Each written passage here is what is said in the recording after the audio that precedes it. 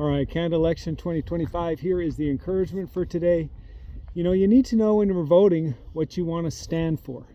There's so much jargon going around about who to be against that it's hard. You got to weed through it and you got to go, what policy do I want to believe is most important for our nation? I'm going to give you my top two right now.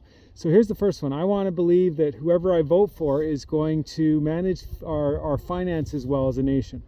I believe in fiscal responsibility. I think the number one rule for any person managing their money, including a nation, is don't spend more than you have, don't spend more than you take in.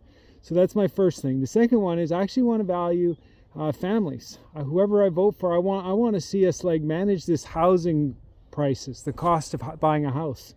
It's so hard for people to buy a house as a family. I'm a little older, I do own a house, but I think that's a big indicator. And that circles all the way back to the financing, because inflation has gone up because we've overspent and we've spent money we don't have. So our prices went up on housing. We didn't manage that with some of our policies. And then the Canadian dollar dropped, so food prices went up, which made it hard on families.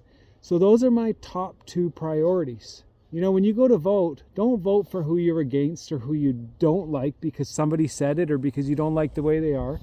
Try and vote for what policy you think is most important for our nation.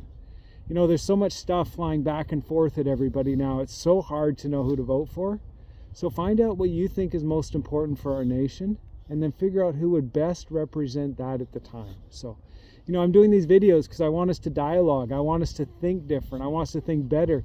And we're not going to learn as a nation if we can't actually dialogue about this. So it's Paul Vermeersch sending best wishes to you and our nation through 2025. Have a great day.